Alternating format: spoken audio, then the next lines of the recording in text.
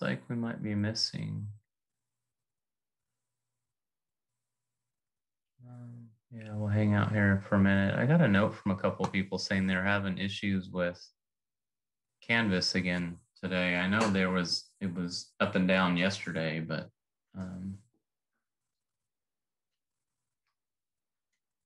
we'll give it a second here.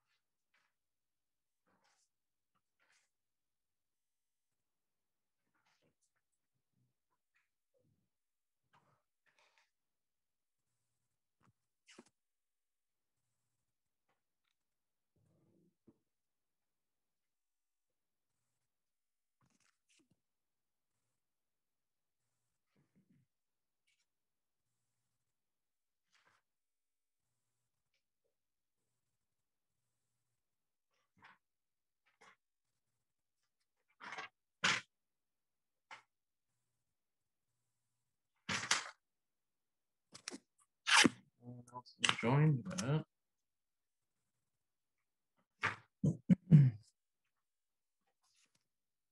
Okay, so kind of thought we would start off today. Excuse me. Kind of giving you an idea where we're headed with this journey that we started on Tuesday with regards to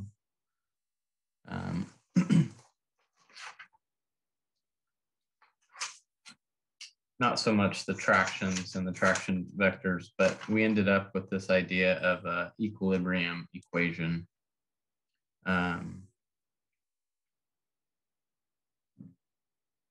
And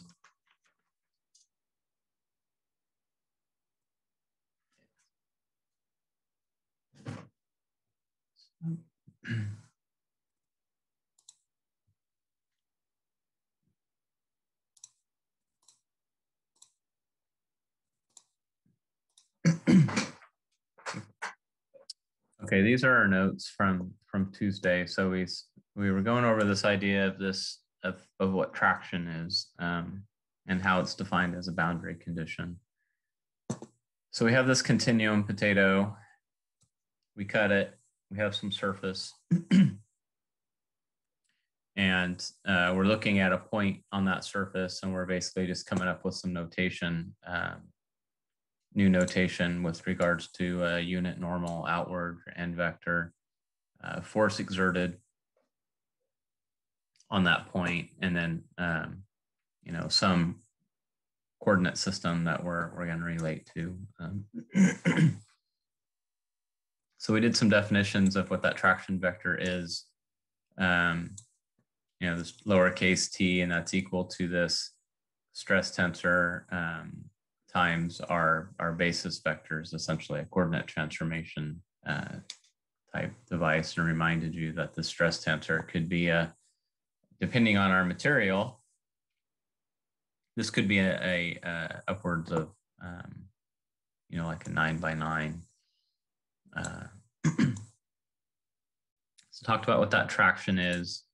Tried to give an example of a tetrahedral under compression, and that we're evaluating the different sides, and that we basically had to show that we were in equilibrium.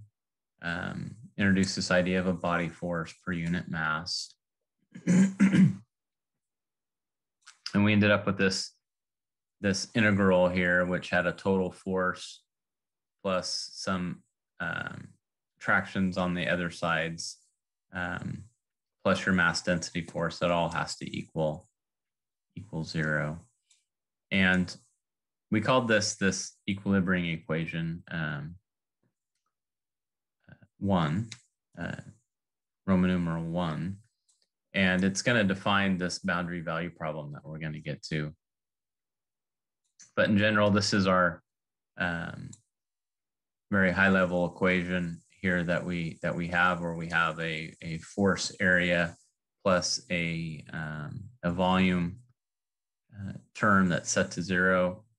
We have to use the divergence theorem to break that down. And then we end up with this force equilibrium equation. And there's 3 equations that we have. This Tji comma j plus rho bi is equal to 0. And if you remember, this means for all x contained in the body B. And then the moment equilibrium is very similar, just has a cross product in it and some strains.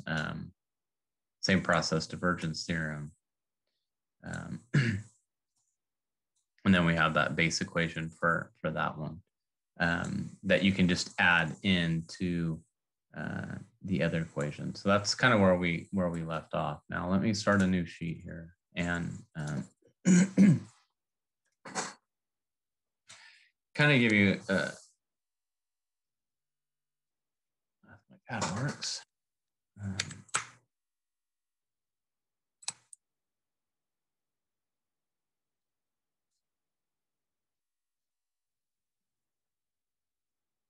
Whoa.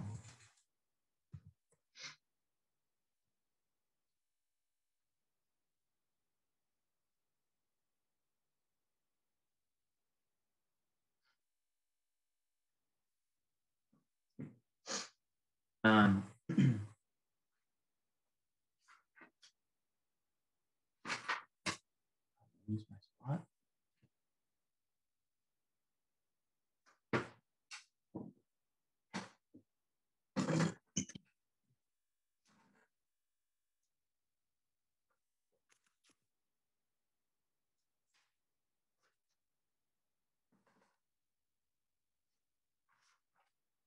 Well, so I'm going to write out where we're headed with this.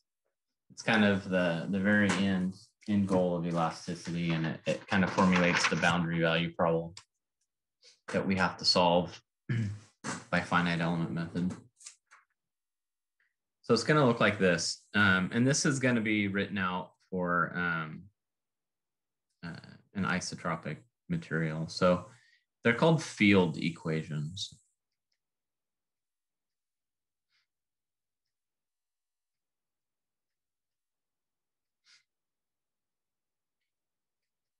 Of linear,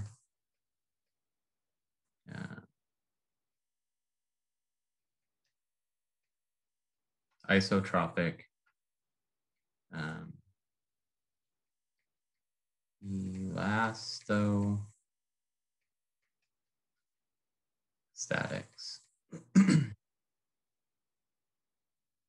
And there's 3 pillars. The first one, which is what we talked about last time, is Tij comma j plus rho bi equals 0. And this is equilibrium.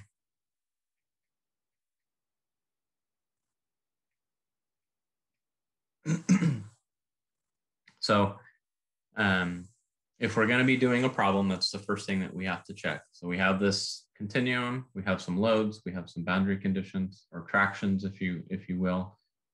Some tractions are 0, some tractions are non-zero. But essentially it has to be an equilibrium for us to treat this as this elasticity problem. So we have to show that these partial derivatives, these divergence of our stresses, plus this mass density term is equal to 0. So this has to hold true. The second pillar that we're trying to get to is Eij is equal to 1/2 Ui comma j. So this is a partial derivative. plus uj comma I. And this is called strain displacement.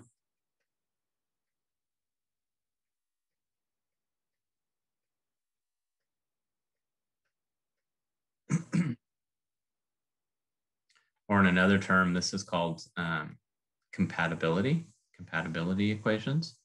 So our strain is equal to 1/2 the partial derivative, so the vector field of our displacement. So u is displacement, so ui comma j. So looking at the three components, u1, 2, 3 as a function of x1, x2, x3, and looking at those components. So it's this is based on the strain energy density function. So this has to hold true. And that's going to be the next one that we talk about tonight. And then there's this last one, which is basically just a fancy version of Hooke's law.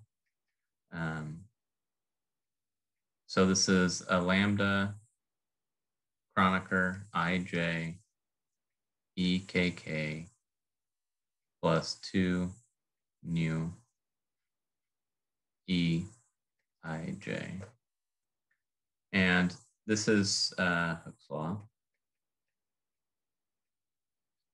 but it's called the stress-strain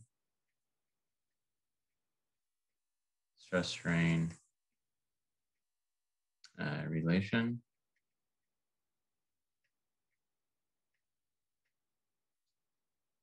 Some people refer to this as the constitutive law, stress-strain constitutive law. But basically what these three pillars give you are 15 equations and 15 unknowns.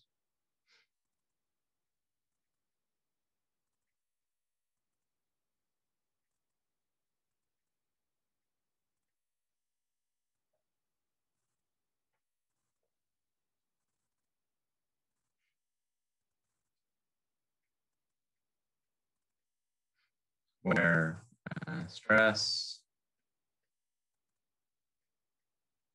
strain, and displacements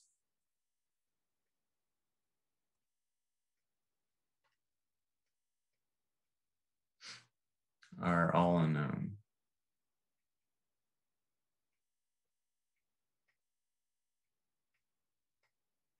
Well, not really, because if we have a traction equal to 0 on a boundary condition, we know that that portion is 0. So that's not really an unknown. But the problem, the boundary value problem that we have to solve, I haven't written that out yet, is this. It's basically a word problem.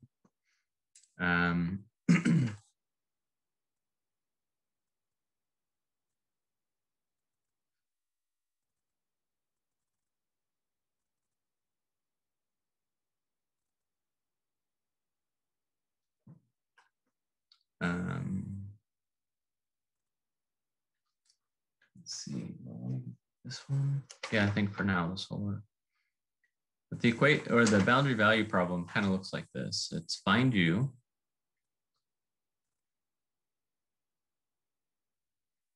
So find a displacement field such that pillar 2, our strain displacement, gives us the strain field.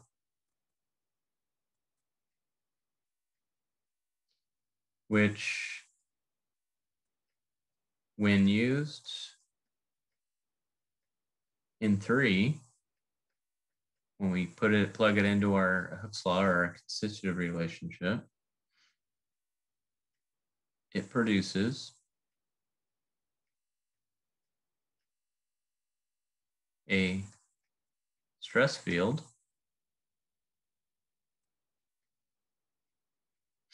that satisfies 1.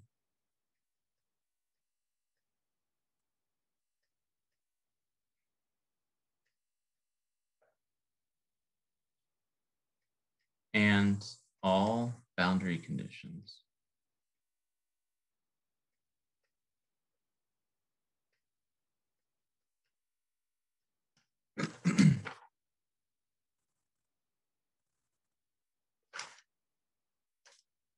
So does this kind of make sense at a very, very high level before we've even got into the strain thing? So we have this continuum. We have these tractions. Some of them are zero, some of them are non-zero. And for us to figure out what the stress is in that part, we need to first figure out what the displacement field looks like. And if we know the displacement field, then we know the strain. And if we know the strain, we can go into the third item and we can figure out stress. And if we know the stress, then we can check our equilibrium and make sure that that is satisfied. So everything hinges on this displacement field, this U of X. If you have that, you're golden. If you know what your displacement field is, you're good to go. So I'm going to ask a question, and it's going to seem a little awkward, I think, but hopefully you'll get the idea of it. So think back to differential equations. You had a differential equation that you needed to solve. What was the very high level way that we solved DEs?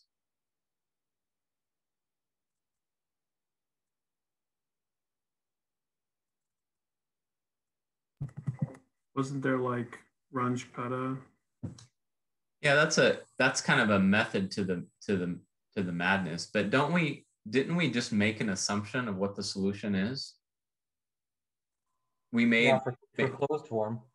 Yeah, that's what I'm talking about. Closed form solutions. So isn't that what we did? We made an assumption for what the solution is going to be, and then we went through a series of checks and balances to make sure that was true. That's exactly what you're doing here. You're making an assumption of what your displacement field looks like. And then you're doing your checks to make sure it works. And it's not really a pure guess when you go through and you do this, because we create some relationships where it essentially has to work. And it's all based on the domain that we pick. But that's kind of the high level process that's going on here. You assume that your initial shape is deformed and that you're going to an underdeformed or an undeformed shape. And we're making an assumption that we know what that displacement field is. And then we're verifying that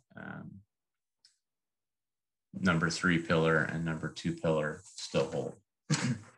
Very, very high level. That's what is happening.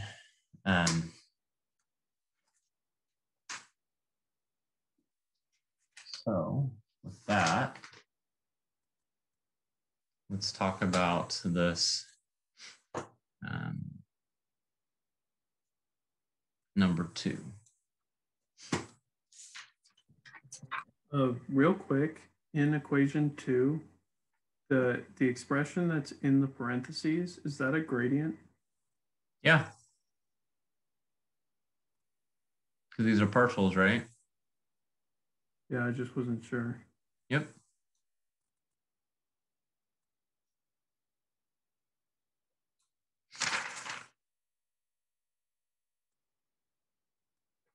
Okay.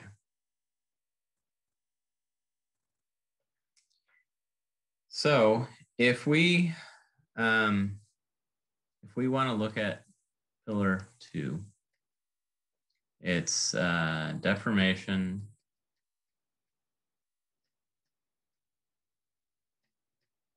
and strain. Well, let's see what image I want to use here.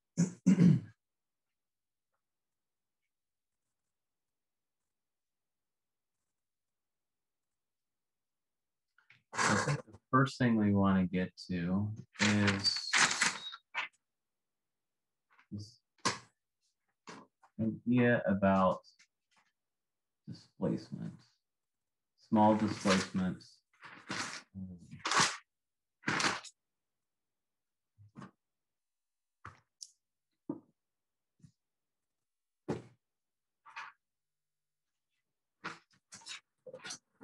So we assume when we're talking about this,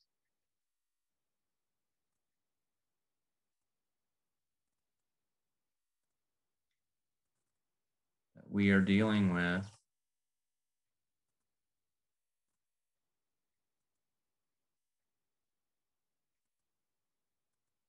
small displacements.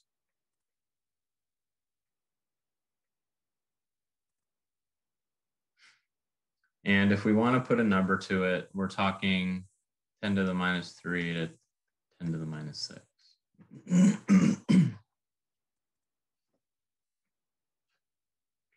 Kind of a definition, more of a formal definition that I was given for this is small deformations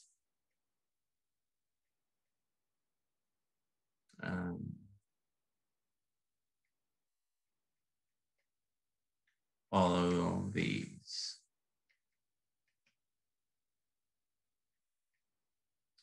One, the second and higher order terms in the displacement gradient can be neglected in favor of first order terms. So second and higher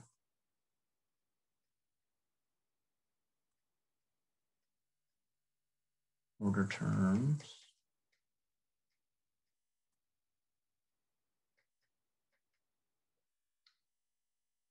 in the displacement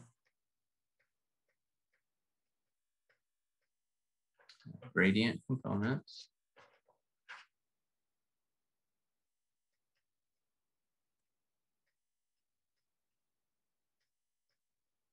so that is U I comma J can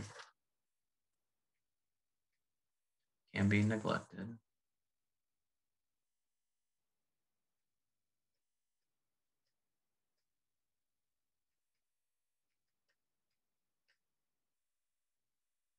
Favor of first order.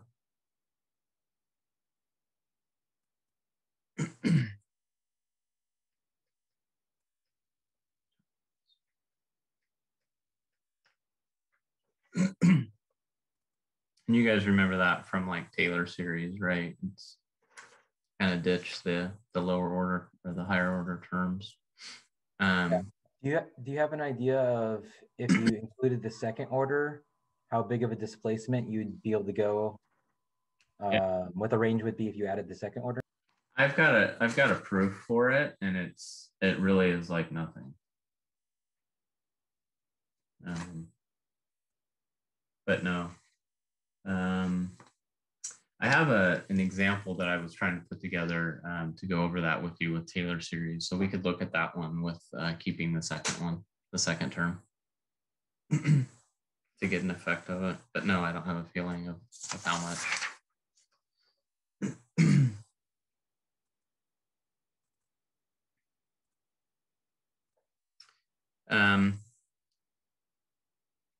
The interpolations of strain. So number 2, the interpolations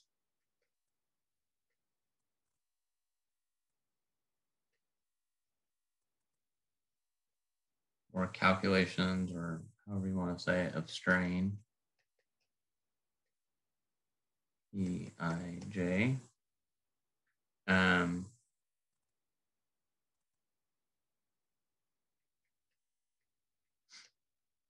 That we derive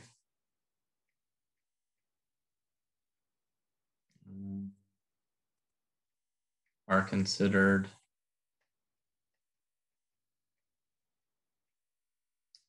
valid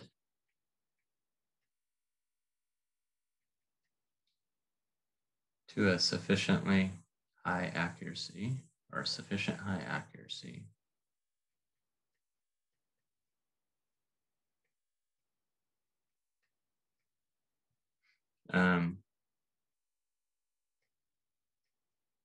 It's just saying that you can use the value that you get out of your strain without having to account for error.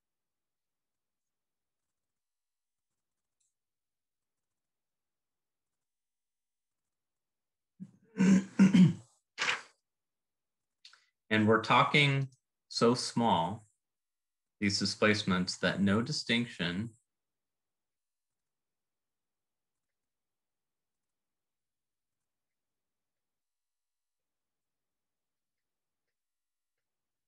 need to be made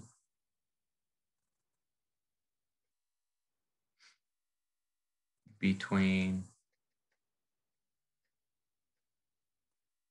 deformed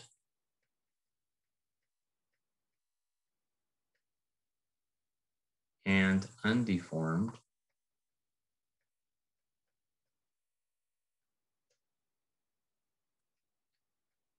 configurations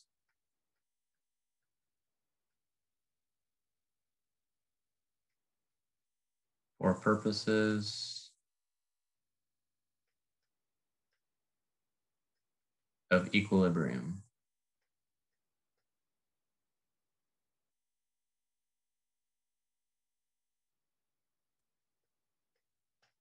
So that means when you do your equilibrium check for the number 1, you can do it on the deformed shape or the undeformed shape, whatever is mathematically convenient for you, because the displacements will be so small and it should still be in equilibrium.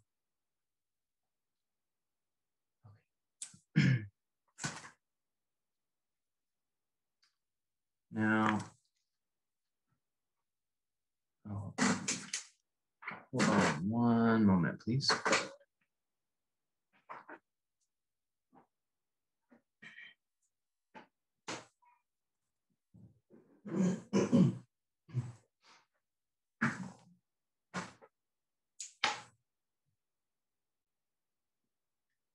Sorry about that. I forgot to close the door and you were about to get a circus of little kids running around like crazy.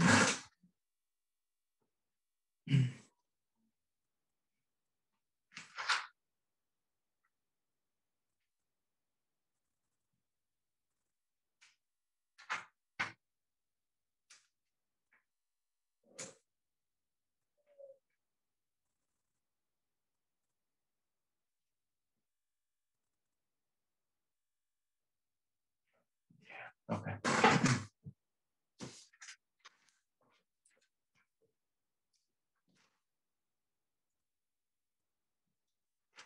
All right.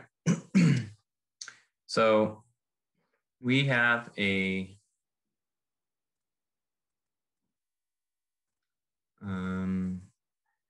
undeformed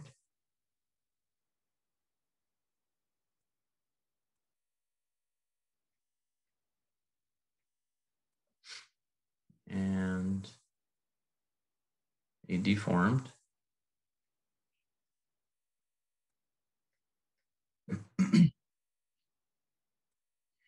And we have a point in one space and it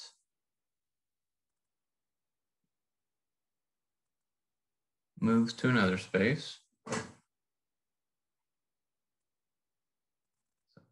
point moves.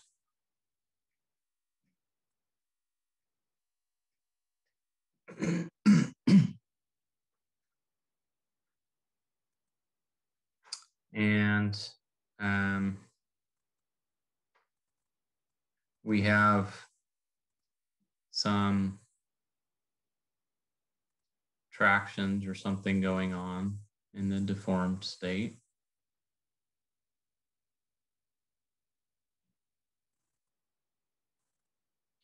We have an origin down here at the bottom, so an O. And we have a vector relating that origin to the undeformed, which we're going to call a big X.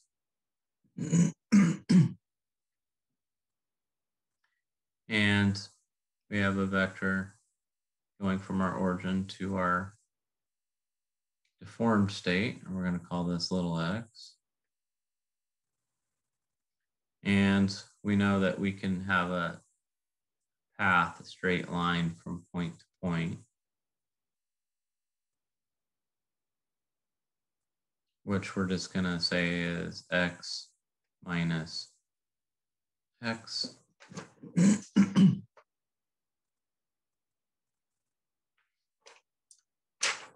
And we're going to define a displacement vector, and we're going to call this displacement vector, I've already told you, u of x, or we could write that ui, right, is equal to x minus x. So this is our displacement vector.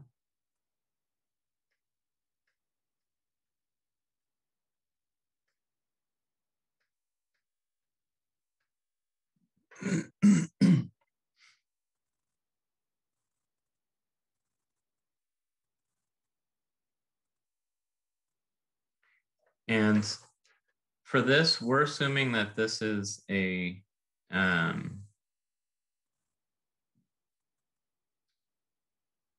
like a rigid translation from here to here.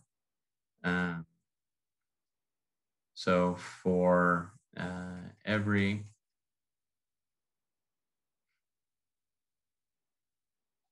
pair of distance points will remain unchanged.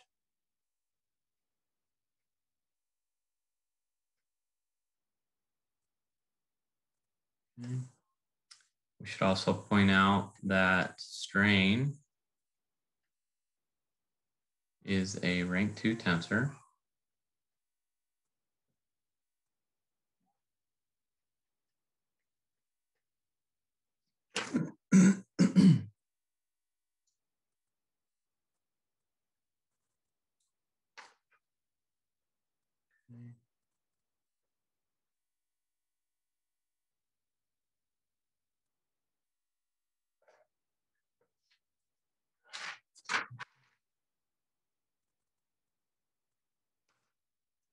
Trying to decide how much I want to bother you guys with this whole part here.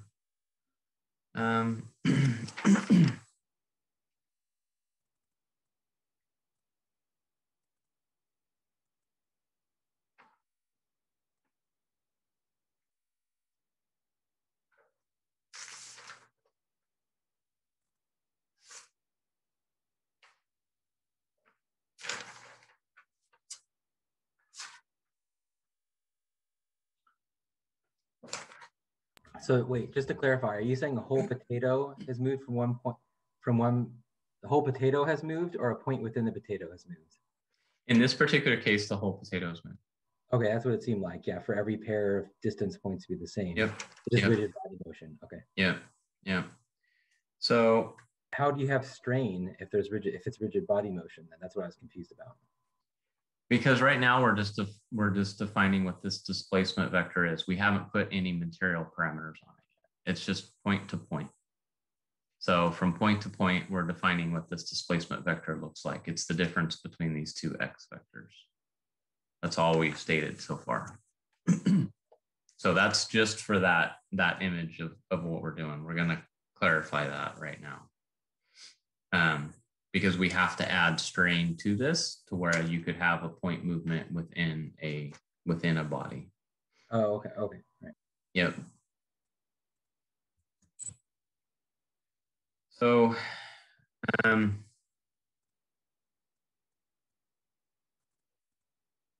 it's a little convoluted. So let's look at this undeformed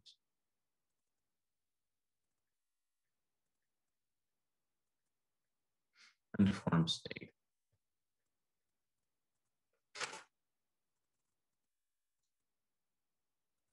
And let's say that we have a point P and we have a point Q, and the distance between these two, we're going to call this capital E.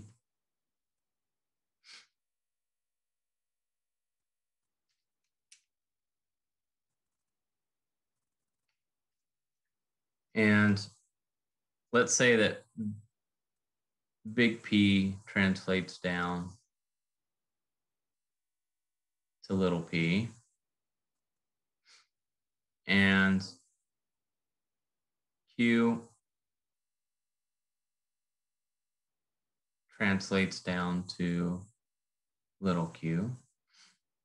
And after the translation, we're going to call this epsilon string.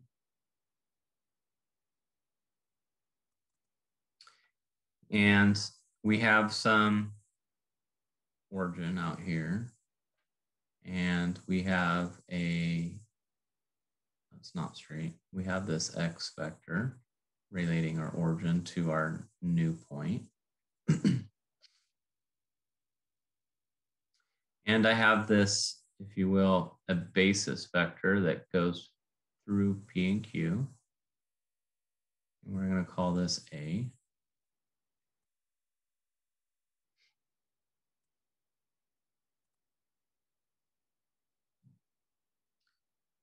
And this side over here, this P to Q, we're going to call this U of X deformed. Or actually, down here, the P to Q. This is U of X deformed at the bottom. Let me write it down. This is U of X,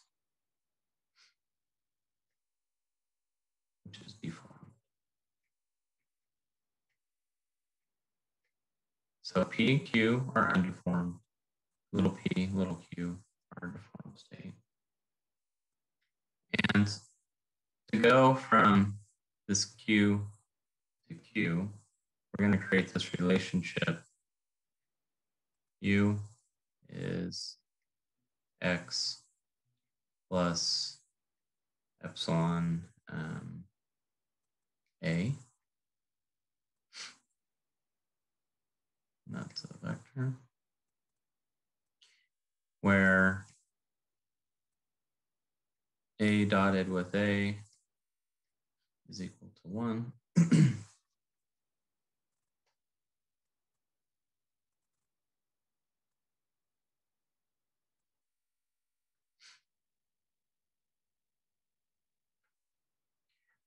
So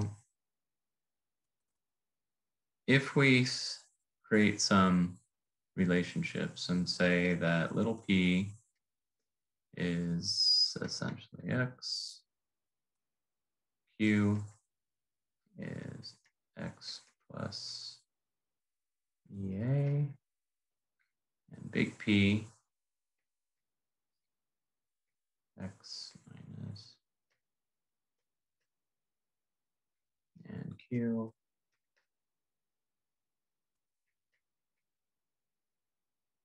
you don't have to follow this because there's a punchline here. Minus U. These are just relationships for doing the vector mechanics for the image. E, epsilon A, okay. So what this yields is this E, capital E, is equal to P to Q, the absolute value, is equal to X plus epsilon A minus U X plus epsilon A minus X. q x. No, there's another absolute value.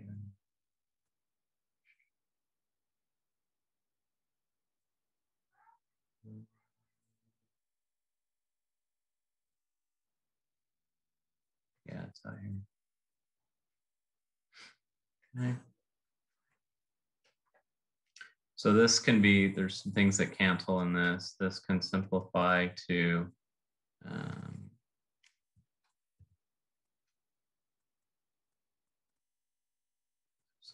A minus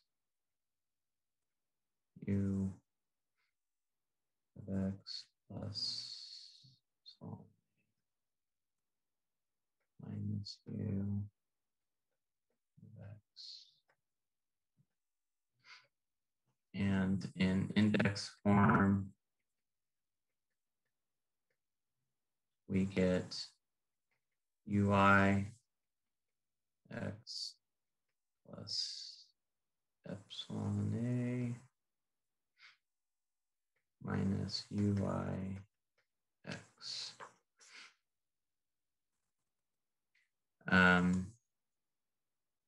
So from here,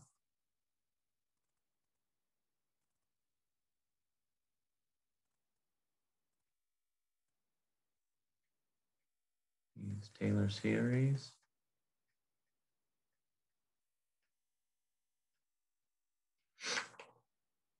And an aside for Taylor series, for those of you that don't remember, is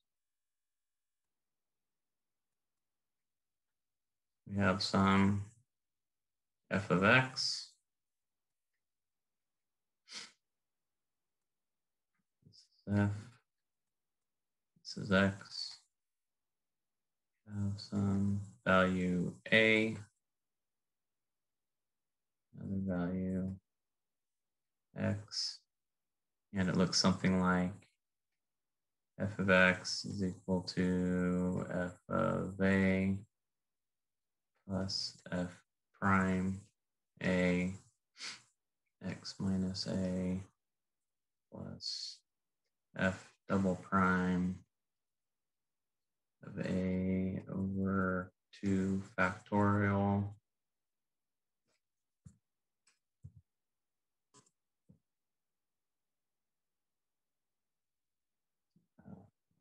there's x plus a squared plus and it keeps going.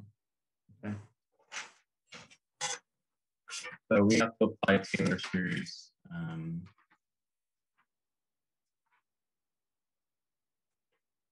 To that, this guy here.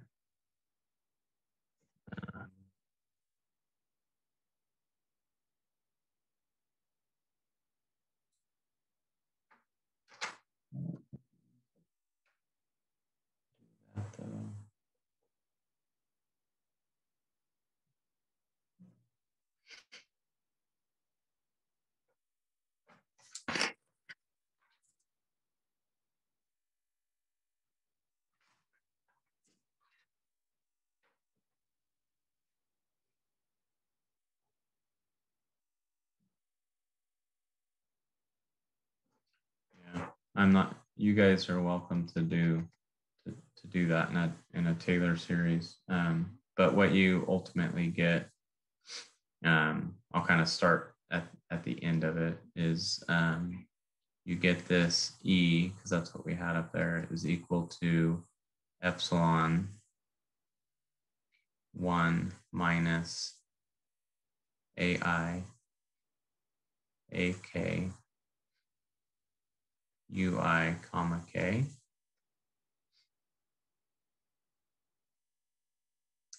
And doing some substitution, we can say epsilon minus E over epsilon is equal to epsilon minus epsilon 1 minus AI AK UI comma K. This is over epsilon. We have a bunch of cancellations. So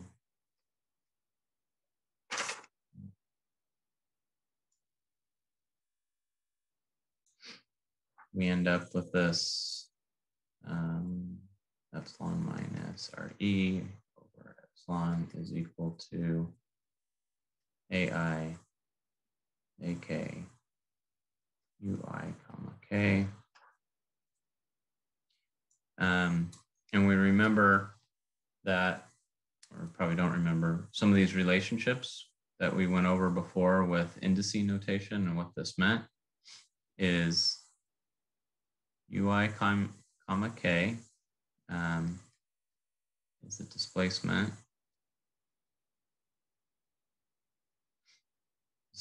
gradient components.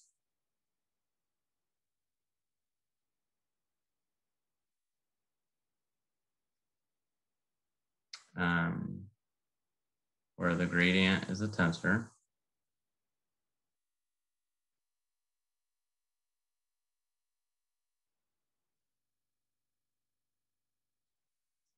Therefore, UI comma K,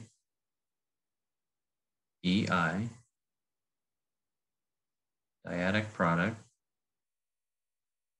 EK, is equal to the partial of UI with regards to YK, AI, dyadic product, AK. And we remember that I'll just write it here. Partial of UI regards to XK is that relationship UI.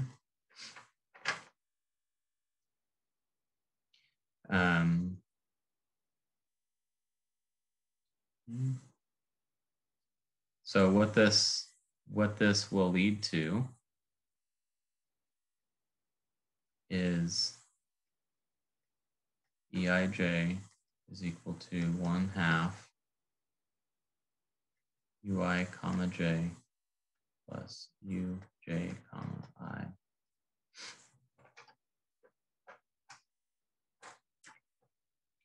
And if you wanted to expand that out,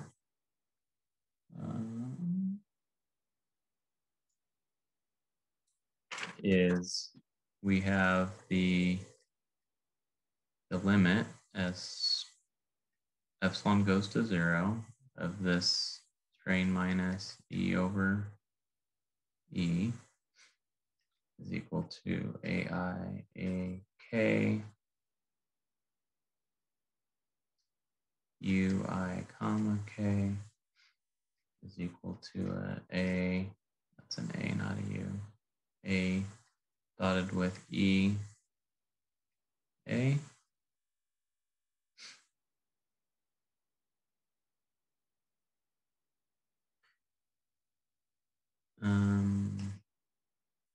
So the UIK, so we don't get confused.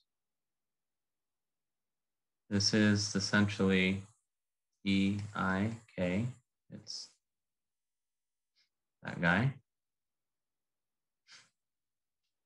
And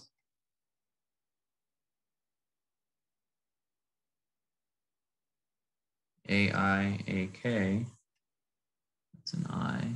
This is an A. AIAK. This is symmetric.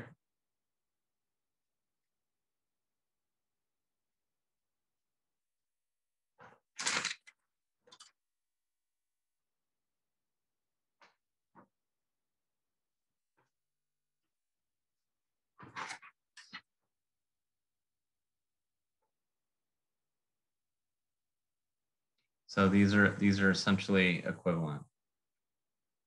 So let me write it out again. A little bit cleaner. The limit, strain goes to 0 of this epsilon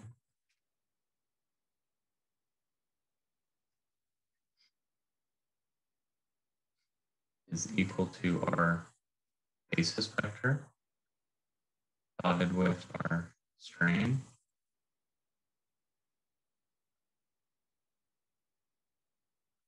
Times the basis vector.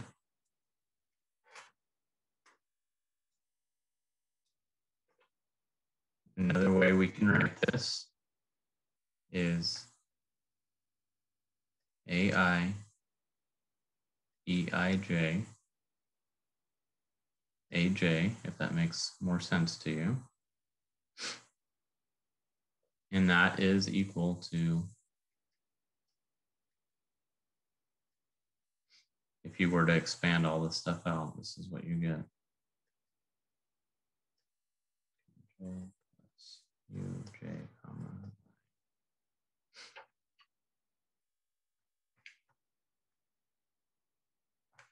Okay. So this is our number 2 pillar. And it's really just coming from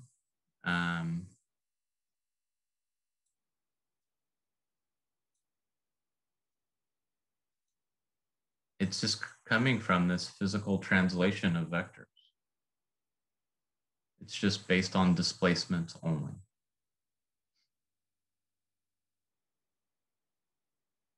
We have our big E, which is our distance between our big P and Q.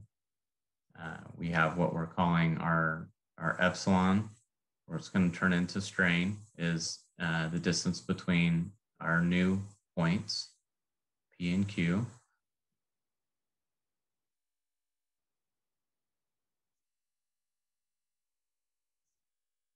And it's purely based on just vector mechanics and displacements.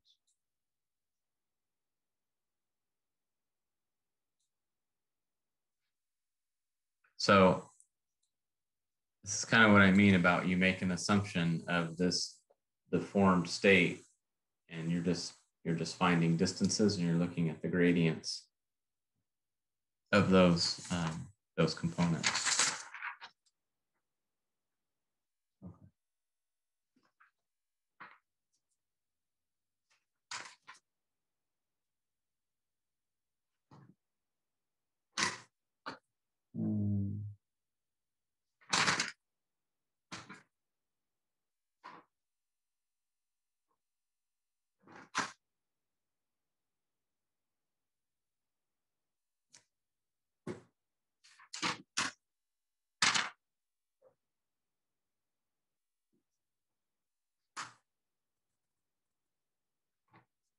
Next idea for the third one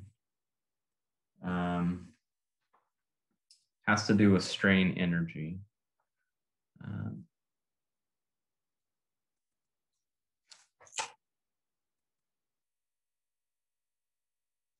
So strain energy and Hooke's law.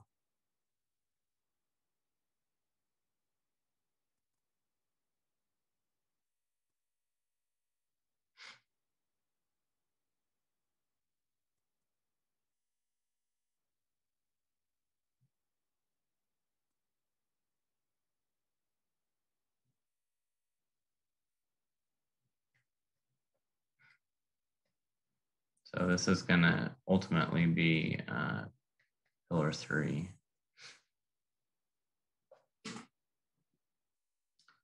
But strain energy is the rate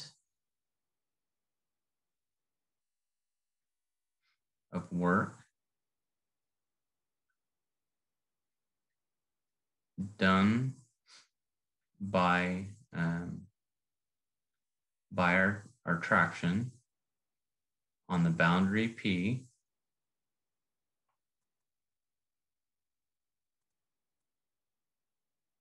and on our body force B on body B.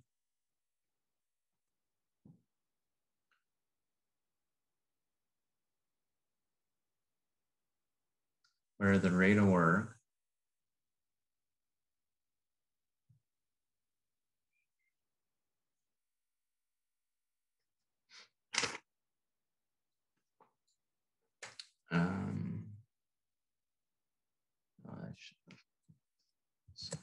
is equal to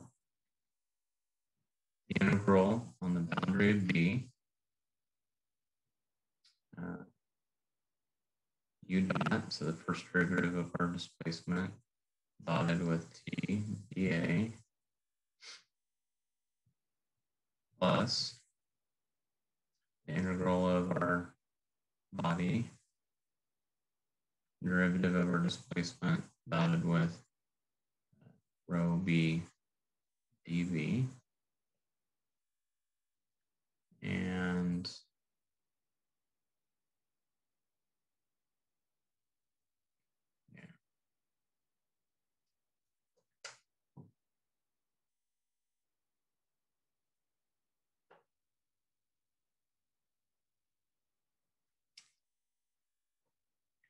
this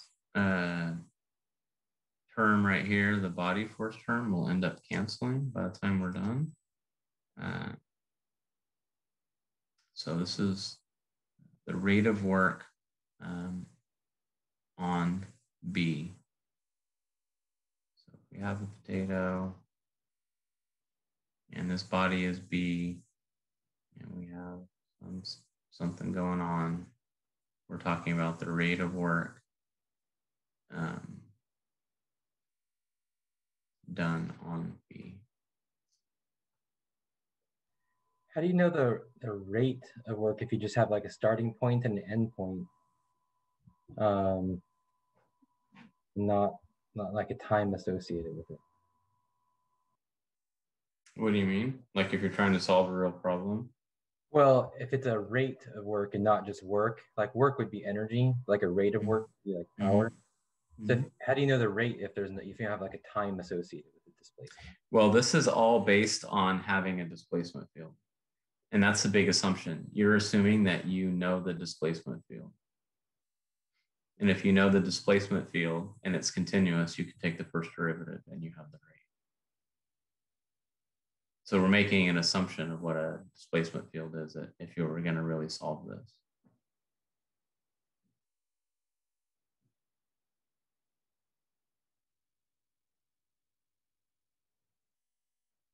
Does that not answer your question? I'm still thinking of it. I'm a little tired. Okay. Okay. Yes. Yeah. No. So am I.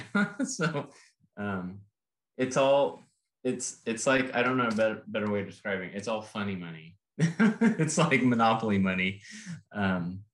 We're saying, yeah, we know this is true, and we're making this assumption that these 2 points stay rigid, and we're taking these displacements, and therefore, okay, I'm assuming these points go from this point to this point. Okay, I made an assumption. All right, I know what those displacements are. I can define those as a function, and I take the first derivative of them, so I know what the rate was, and that's basically all this is coming to. So it's just kind of a form of equilibrium that we're headed to with the strain energy and Hooke's law. It just has to show that the strain energy holds true, which it always does for any type of materials that we have. And what this is going to work through and try to describe mathematically is that we have this existence of this strain energy density function. And this would be an interesting exercise for any of you that do finite element stuff, for practice, for work or on the side or anything, is in theory that strain energy density function should be the same under a given body. Under different load conditions, the strain energy density function should be the same. They should be equal. And that's one of the equilibrium checks that you're supposed to check. Or it's not equilibrium, but it's one of the verifications for the finite element method that's supposed to be checked. It's supposed to be the same under different load conditions, you said? Yes. Same boundary condition, different loading, your strain energy density should be identical.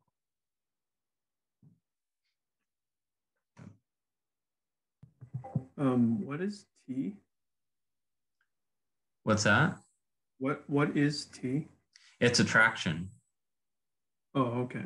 Yeah, it's some traction. So if you look at maybe I'll do it this way.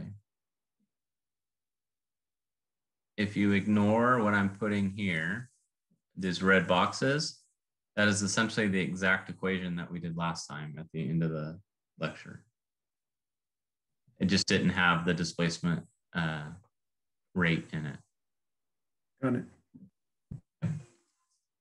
So that's all we're doing. We're taking our forces from tractions plus our forces from our body forces, and we're dotting those with a rate, a displacement rate. So the first derivative of our displacement field, we're multiplying it by that, and we're integrating over that, and it gives us rate of work. So what if these weren't first derivatives? What would we have?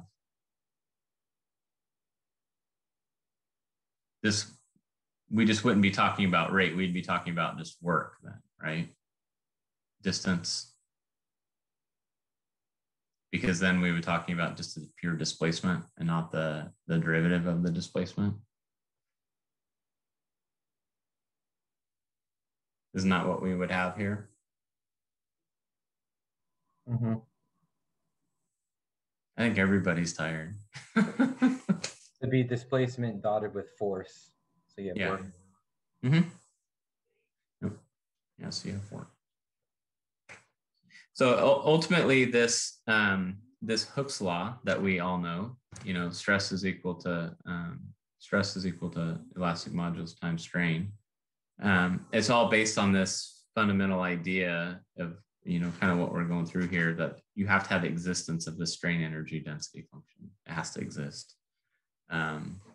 So in order for it to exist, you have to have a rate associated with your displacement. Okay, so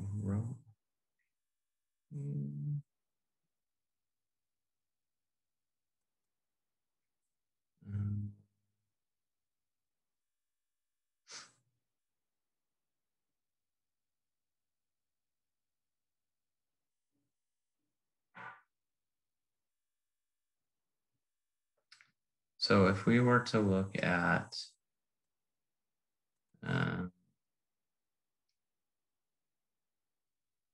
rate of work, so I'm going to call this ROW. Sorry, rate of work, ROW. Rate of work.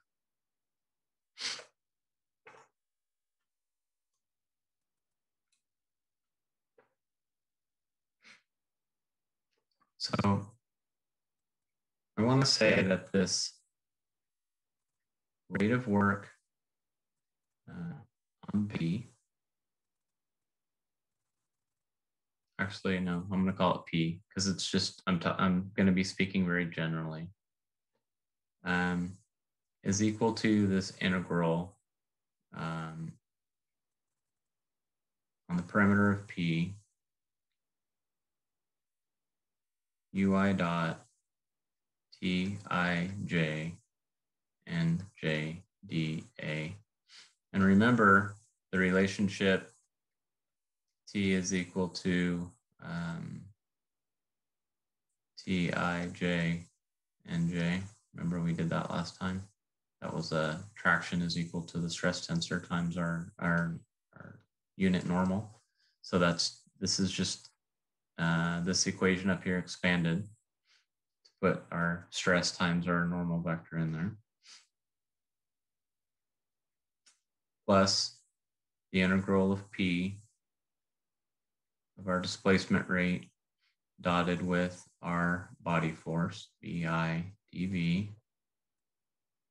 And you've got to use, how do we solve that? Use divergence.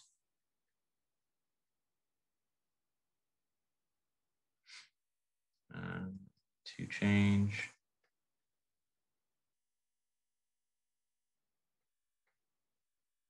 to be an integral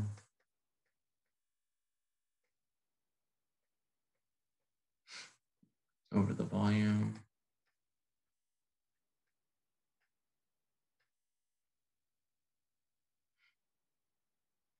rather than surface.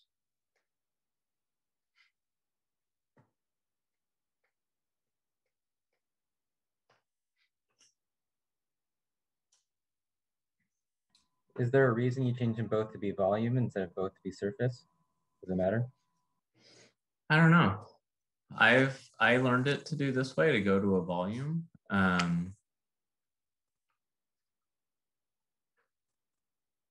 don't know why you couldn't.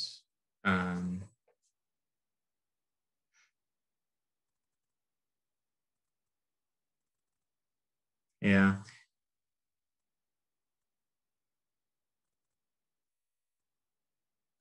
I think when you start getting farther into it, the cancellations and things are probably easier to go from the area to the surface versus from from a area to a volume, vice versa. Yeah.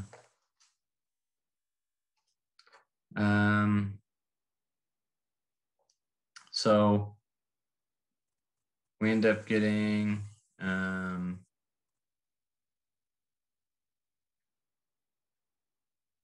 the integral of P ui dot Tij comma j dv, and this is from divergence. Part of that process, you get that partial derivative.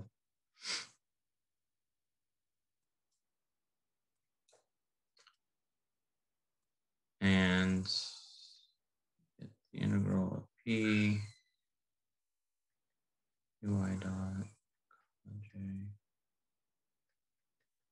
Tij plus u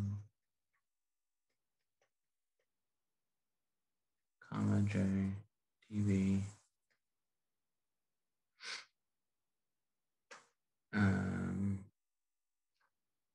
This term here, this last term, is just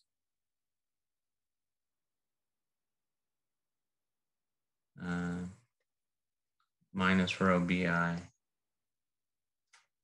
which is the body force term, so that's that expanded.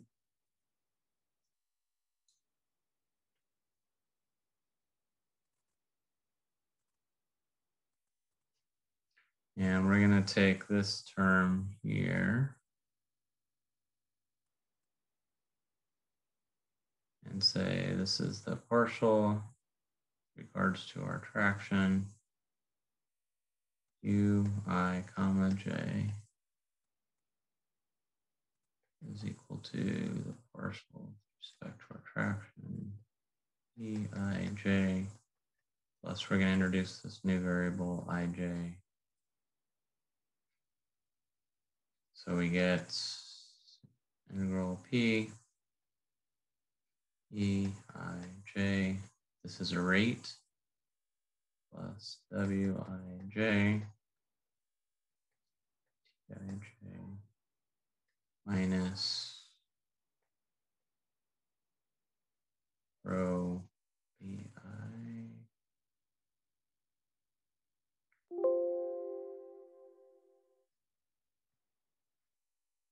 dV. And because this is subtracted out,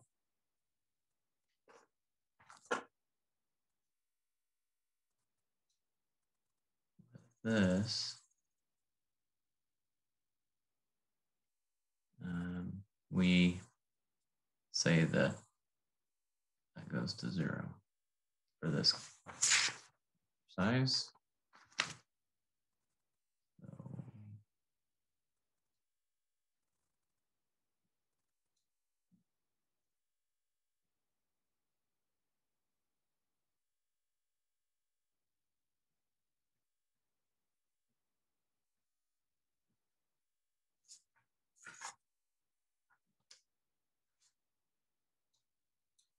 So this leaves us with rate of work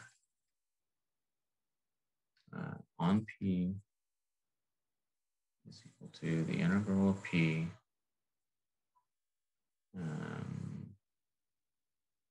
E the rate of E, plus Wij, and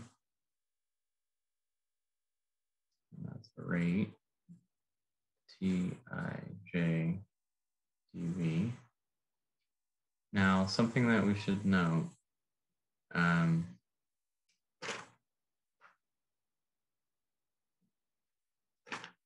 Tij,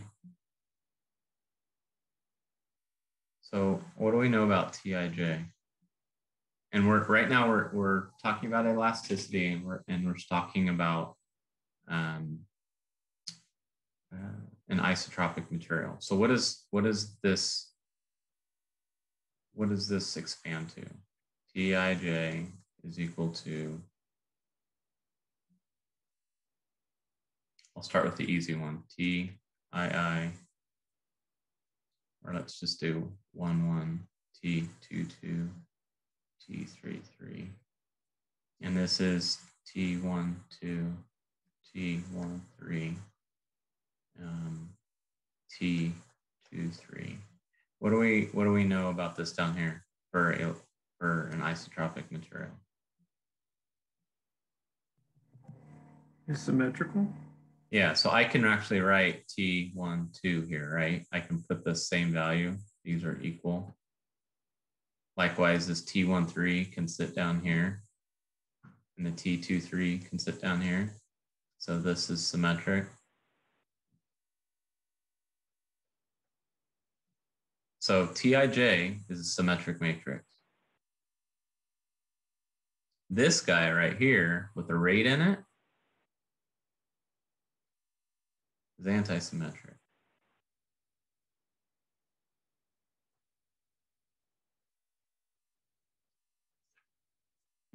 So the same thing as saying it's an inverse? It's not an inverse. It means that I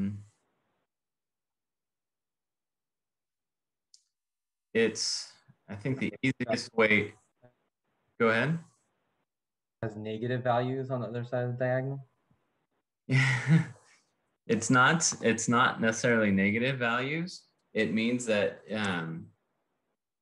yeah, you can't, there's no identity for it, right? You can't take the that matrix times its inverse to get 1. In this particular case, the reason that it helps us is I think of this kind of like a imaginary number, like when you were doing like a eigen analysis or something, and you had a real part, you had sigma plus some imaginary value. In this particular case, when you're dealing with these rates and these displacements and strains, we always ignore the antisymmetric part.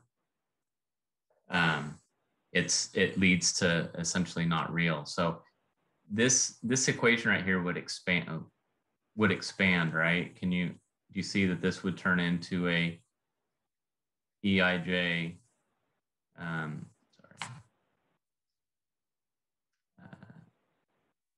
Tij, dV. This is the same thing, right?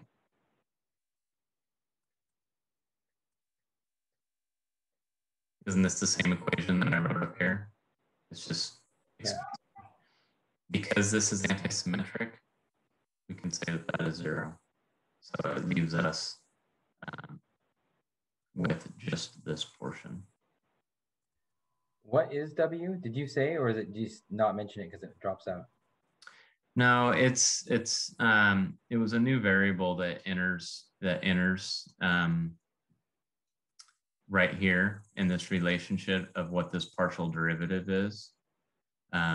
So it's just an antisymmetric matrix that's part of this definition.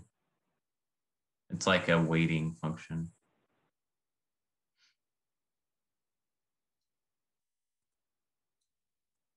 Now, if we were using a like a full anisotropic type material, 9x1, this thing would have to stay. The only reason we're able to drop it is because we have a symmetric stress. if we were dealing with a material that did not give us a symmetric stress, this component would have to stay.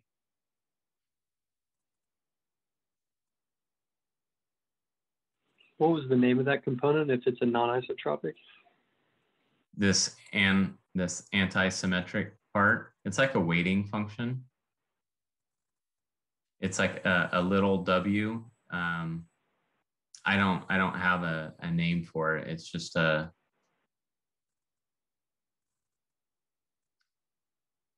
it's just a variable that's used in that expansion of that partial derivative of the ui j, that relationship. It's kind of like a little w versus the work is a big W.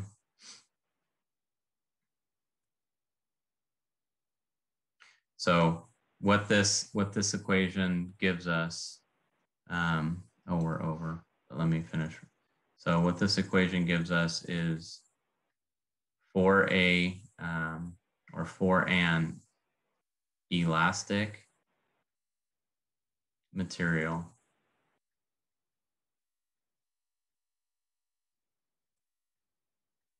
there exists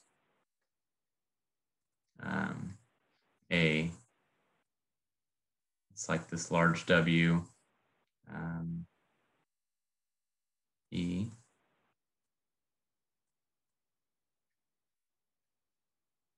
such that the rate of work on P is equal to the partial of P, partial of T, our traction, W, E, dV. This big W is called the strain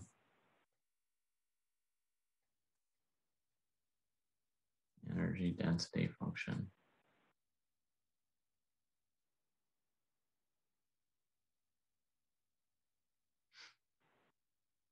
And that is equal to our integral of P, Eij, the rate of that, Tij dV. But the strain energy density function, this is the formal definition right here.